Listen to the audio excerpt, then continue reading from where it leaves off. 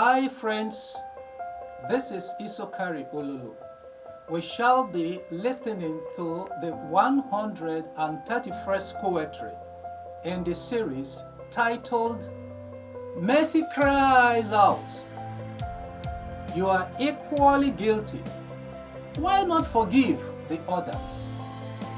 Explained by the story, Richard was 14 years old and in the boarding house. According to the school rules, he can only leave the school with an exit card, which was issued as the permission for this purpose. The students lived in blocks called houses, and each had two masters called house fathers. To go to town, one's house captain, who was a senior student, must have signed before a house father signed to validate it.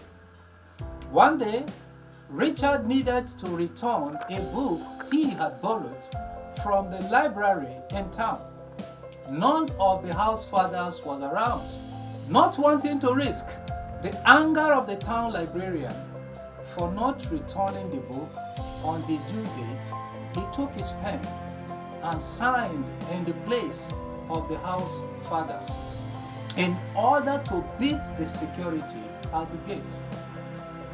He knew, however, that what he did could put him in trouble, so he just carelessly scribbled something on the card that did not even resemble a signature. This did not escape the attention of the gateman. This was how he fell into trouble.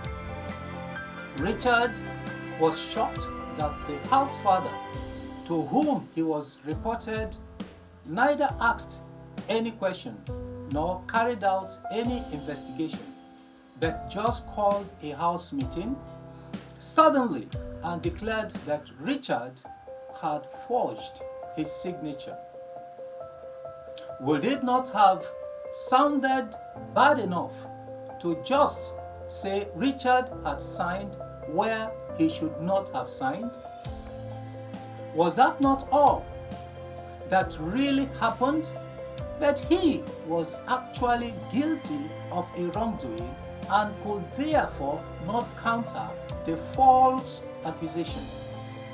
The master, Mr. Kwa, said since it was his first offense, he will punish him personally and take the matter further from there. He took Richard home and gave him the 12 hottest lashes of his life. 2 months later, the headmaster summoned the boy because his house father had reported him for having forged his signature. Not again. The housemaster callously revived the same old case, which he had already dealt with, and denied he had punished the boy long ago for it. Richard could not comprehend that the housemaster could be that evil and treacherous. The headmaster himself did not investigate the case, but simply held the exit card in his hand and said, "Your house father says you have forged his signature." The hapless boy was punished all over again with another 12 hot lashes.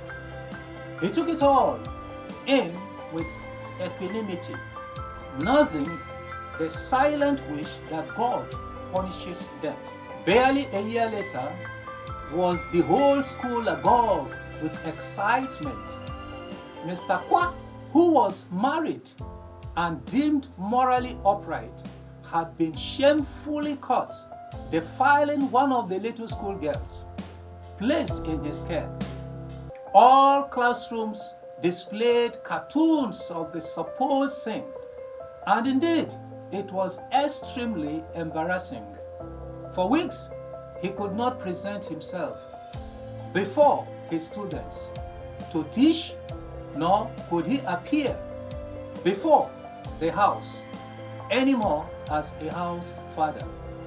Those who knew him and those who knew how he had treated Richard so treacherously said it was God who exposed him in vengeance.